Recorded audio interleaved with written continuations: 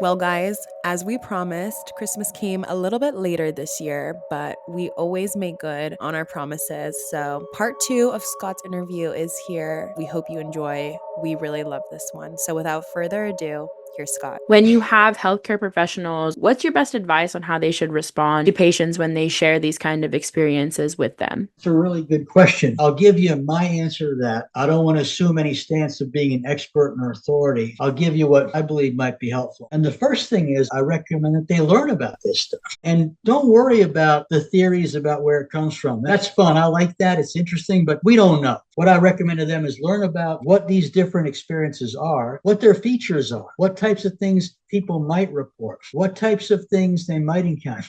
Learn about some of the after effects of these things. What types of things might people report in terms of what was hard for them in terms of integrating these experiences? What helped them integrate these experiences? What helped them use these experiences for growth or personal transformation? What was difficult? We have research on all that. We may not know what causes them, but we know something about the features of near-death experiences. We know something about what can make them difficult for people to absorb in terms of it clashing with worldviews, a lack of support, not having people to affirm the validity of the experience and process it, impact on relationships. We know some of the potential positive things. If we're aware of it, then we can, one, give people ways that normalize these experiences, that assure them that this is a natural part of the continuum. And when you reach the end of life, a lot of other people have these. They're normal, healthy, psychologically healthy people, and we know something about it. And having some resources you can point people to, whether it be books. I mean, there's some really user-friendly books that are written for popular consumption. There's websites knowing some of those resources.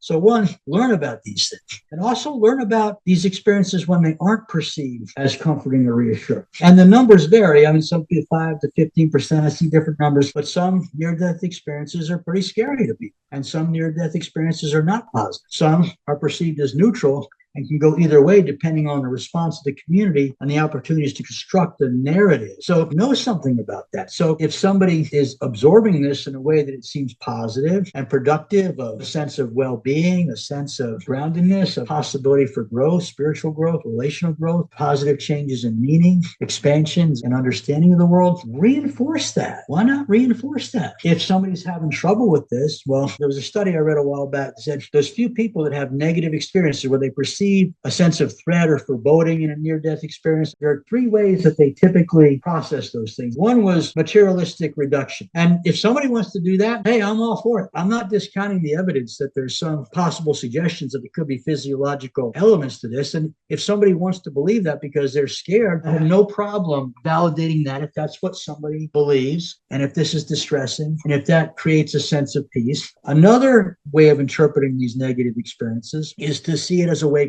call. Okay, wow, so you had a shot across the bow. What does that mean to you? How can we use this in a positive way? What was the message and what's the course correction? So now I'm a social worker. This is what I do. So this is what for the psychotherapeutic crowd, there are things that we can do. Other folks just see it as, okay, I'm doomed. And there's things that can be done there too. It's rare for these things to be interpreted that way, but we need to be aware if they are. And also be aware that people often don't disclose these things, especially to medical professionals who they perceive as kind of wanting to pull rank and be authority sometimes. I like to send messages that I'm receptive to anything they want to talk about. I may even ask questions. I specifically ask about stuff like this because I find that people don't usually offer these things organically. Sometimes they do. But when I ask about these types of things, there's a significant number of people who report them. Not most people, but a significant number. And so I may say, you've had a couple of heart operations. You're here on hospice now. You've been through a lot of stuff. Have you ever had any experiences that were unusual that you couldn't explain? And sometimes they'll say, what are you talking about? And I'll say, well, there's just a range of experiences that we know occur sometimes when people have had emergency care or been maybe near death. And so I may lay some of this out. Or sometimes people will say, well, it was kind of an experience. So sometimes you don't know about these things unless you ask. And sometimes people don't think to ask, or they're afraid to ask because they don't want to be seen as like weird. Or what if I ask and they say, what are you, some kind of crazy guy? Why you ask? I don't care if people ask, well, I'm asking that. And people don't think I'm nuts. So I'll ask us, I'm just asking because, I've worked with a lot of people and sometimes people have experiences that are kind of out of the ordinary. And sometimes it means something to them, and sometimes it's just kind of, well, that was what it is. And so I ask about it. I guess I'd also suggest that you not put pressure on yourself to have to be an expert on something, explain something. They're not telling you that because they want you to give a lecture on what it all means. They may be telling you that because there's something about you that tells you they can trust you. And so staying centered in that trust and being curious about it and helping people seeing what kind of story they're telling about it. And if there's things that you can help them flesh out, knowing how to ask questions. And I know this takes time. And I know in our current ideation of what we call healthcare, this institutionalized false notion of productivity, overemphasis on physical body, we don't do a good job, I think, with holistic interdisciplinary care. And so what I'm saying is an idealized way of responding. So what I'd say to people is use your interdisciplinary team. If you're a doctor and if you're working, particularly if you're on a palliative care unit, you got a chaplain, you got a social worker, you have other resources, use your team. I usually suggest that interdisciplinary teams, wherever they are, have somebody on that team that knows about this stuff. In trauma care, when you're working with PTSD, they talk about having somebody on board who's a trauma champion, who listens to the case consultations, who makes observations and says, hey, wait a minute, maybe there's some trauma under here. I think we should have transpersonal experience training. Somebody that knows about this stuff that when they're listening can say, hey, wait a minute, I wonder, have you explored this with that person? Or can do education to staff. I'm trained in PTSD as well. And I know that when I was trained, there were a couple things that came up that to me were transpersonal experiences related to a traumatic event that were instantly dismissed as acute dissociation, depersonalization, reactive psychosis, and immediately dismissed. So again, that framework. And so having your antenna out so that you can not only respond to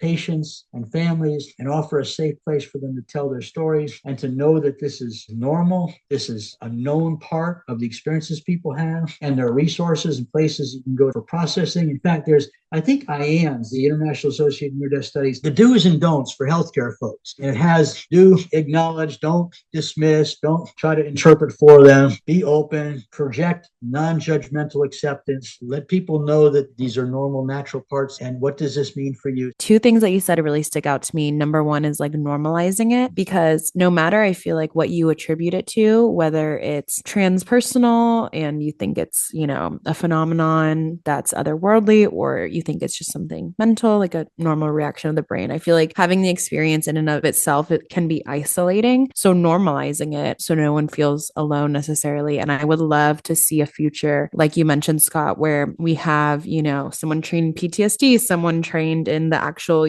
medicine or procedure, whatever it may be, but also having a, transpersonal professional there to help guide anyone through that experience. So I love that. And I actually want to go back to something you said a while ago, which was the end of life dreams. I would love for you to expand on that. And maybe if you could also talk about how they impact not only patients, but if they impact, families, loved ones.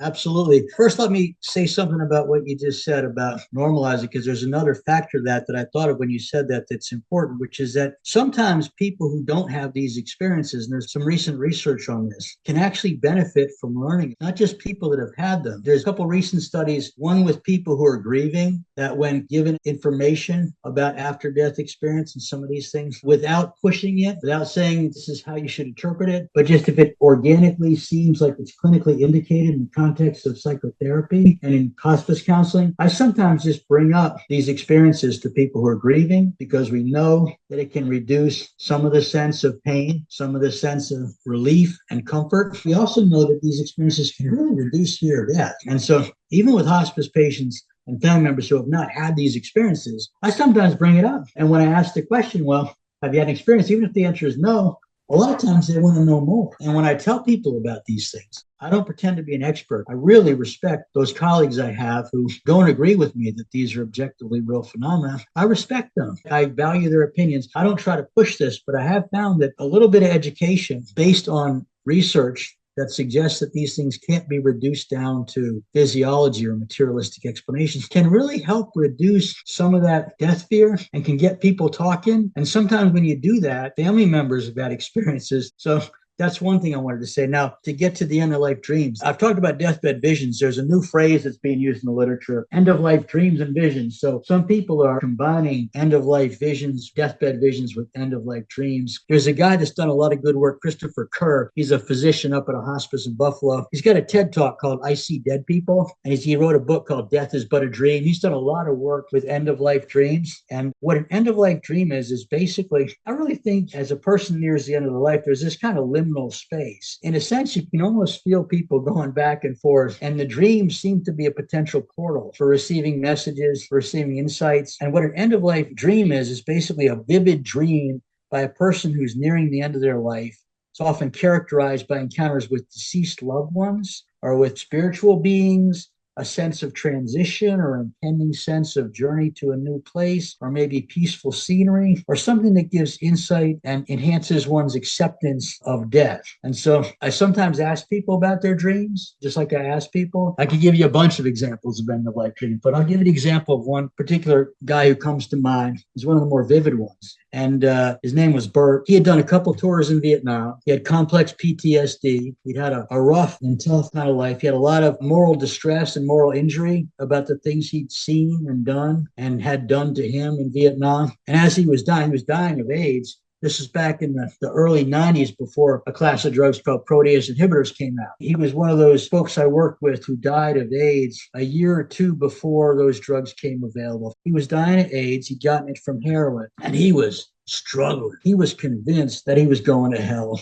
There's no way, Scott, that somebody's lived the life that I've lived. There's no way, brother. I'm gone. I'm a goner. You might as well just fry me now. It's going to be eternal suffering. And you know what? I deserve it. And he really believed that. A lot of my work with him was really working on some of the stuff that had happened in Vietnam, some of the stuff that had happened when he got back, and he was kind of wired for fight, flight. He tried to numb that down with heroin and wound up getting in all kinds of stuff. Tried to bring some compassion for that 19-year-old kid who got drafted and thrown into an impossible situation where he was taught you had to kill. So trying to bring some compassion. He really wasn't buying it. He was sure he was going to hell. And I went in there one day to visit him, and his wife said, he's going to tell you about his dream. He's been telling everybody about his dream. I walked in and he said, yeah, my wife told you I had a dream, didn't she? I said, yeah, what's that about? And so he tells me about this dream. He said it was the most vivid dream he'd ever had. In fact, part of him thought he was really back in Vietnam. He wasn't sure if it was a dream or like teletransportation, but it was so real. He said, I found myself back in Vietnam. I was a young man. I was with my unit. We were on this dirt path. We were walking through grass. It was about knee high, and there's a tree line. And as we're walking on this path, I'm thinking to myself, this is crazy, guys. There's a tree line there. We could be ambushed. We need to infiltrate those trees. Why are we on this dirt path? This is dangerous. At one point, he's sitting there saying, guys, we got to get off this path. And in the trees, the Viet Cong open up, and they're mowing his guys down. All of his guys are falling. He starts in with his M16. He's shooting into the trees. It's all chaos. All of his friends look like they're on the ground. He says, I was calling for the radio, because with radio, you got to get the medevac in there. You got to call in air support. And the radio had been smashed. And he says, I'm the only one alive. I'm firing my M16, and out of the corner of my eye, I see up on a hill, I see this little clapboard church. And I see this figure in a white robe, and he's waving. I'm thinking, man, don't distract me. I'm fighting for my life over here, and I'm about out of ammo. What's this fool over there waving to me like it's a Sunday picnic? And he says it starts to become less and less focused on the battle, and his mind starts to move over to this figure, and he does something he never would have done. He throws his M16 down and stands up, and there's no incoming fire, and he walks over to this figure who he takes to be Jesus in his theology and his construction of reality. This figure in his dream comes to him as a representation of Jesus. Jesus smiles at him, holds his arms out wide, gives him a big hug, smiles at him and says, all is forgiven. And I look down at the field where all my buddies were dead, and they're standing there and they're laughing. And I'm starting to walk down to see my buddies, and they're laughing and they're smiling. And all of a sudden, out of the trees, all of these Viet Cong soldiers, these individual human beings who I'd been in conflict with, they come out of the trees, but they don't have their weapons. They're smiling and they're waving at me. And we're connected. And we all know that it wasn't part of who we really were. And I wake up and something was gone. Scott, something was off my shoulder. I mean, something happened in that dream. And so my job then was to let him tell the story, right? Play that out. What's that mean for your journey here? And that story was critical in creating some healing energy. Now, I'm not going to idealize it. He had a rough ride and he got retinitis. He went blind or something that was a common opportunistic infection. He got AIDS-related dementia. He was having some paranoid delusions. So it wasn't like it was smooth sailing after that dream, but that dream gave him something to hang on to. That dream came to him at a time when he was near death and he was not going to have a good death. It wasn't even an option. Not that he had one, but he had a better death as a result of this dream. So that's an example of an end of life dream. It's a pretty dramatic example. Sometimes they're a lot simpler. Sometimes they're a lot more subtle. Sometimes it's just, a loved one coming back after death communication as an end of life dream. Sometimes there's helpful beings that come back. I had one lady that had an end of life dream where that has characteristics of a near death experience. She was in a field where she had been as a child and she was feeling the sunshine and feeling really good. And all of a sudden from this garden path, all the dogs that she'd known in her life, not just when she was a kid, but throughout her life, all the dogs she had ever loved come running up and they're wagging their tails. And people do see dogs in near death experience. They do see dogs and cats and beloved animals in after death communication. They do see them in deathbed vision. So, but this is an end of life dream. She'd really been struggling with the aloneness of dying, that, she'd never been alone. She'd married young. She grew up in her family. She had a husband. She had a family. Dying was the first thing she felt like she was going to have to do all by herself. And what that dream meant to her was that she wasn't going to be by herself. Her pack was going to come along and accompany her. And it really gave her some comfort. It doesn't take the fear away, but it contextualizes it with an insight, with a sense of peace, with a sense of connection to an unseen world. And so, yes, I could tell you about end-of-life dreams from now until the cows come home, but there's a couple of examples. Those are really awesome. I found myself tearing up quite a few times during that. Kind of the theme, I guess, or what you've mentioned a lot in terms of we may not know the origins, but the feelings that they evoke from the people that it's happening to and the people around them are so, so profound. And I guess a question I have for you as we're coming to an end of this interview is, what is one thing, I know it's hard to deduce it into one thing, but what is one thing you want our listeners to take away from this interview? I guess let's go full circle and go back to near-death experience. And one of the things that really strikes me, one of the things I love most about near-death experiences when I think about them that's most personally meaningful to me is when people report these life reviews and the panoramic life, the full life review, where you're not just aware of what you did, but what you felt when you were doing it. And you become aware of what the other people were experiencing. And there's this notion of the ripple effect. I think about a video I saw. It was an IANS video of a woman who was talking about her experience. And she said when she did her life review, she didn't see the big accomplishments. She didn't see the big things that she would have considered achievements. She saw little things that made a big difference that she was totally unaware of. She saw herself in line one time behind a woman who was trying to buy groceries and didn't have enough money. And rather than roll her eyes or be judgmental or be all huffy, she kind of responded with love and just paid the extra that the woman couldn't afford. She had totally forgotten about that experience. But when she had a near-death experience, that was one of the big things that she recalled. And she not only saw that event, she saw how that event impacted this woman. She saw that woman going home and feeling like she mattered, like she'd been seen, like she had some importance. She wasn't invisible. And she caught a break finally and saw how that act of kindness rippled out. In fact, a friend of mine studies near-death experiences. He's written a book about the ripple effect. So I want to leave your listeners with an awareness of the power of simple acts of kindness. I mean, our world right now can look pretty scary and there's a lot of stress and a lot of uncertainty and it can feel overwhelming. And a simple act of kindness or love can feel like a drop in the bucket. It's not. Every act of kindness has a power that we really aren't even going to be completely aware of. But that power has been revealed in some of what's been reported in near-death experiences. So I'd encourage people to live their lives so that when they do their life review, when they go to that tunnel of light and they look back on their life, that they put as many ripples into the pond as possible. No pressure.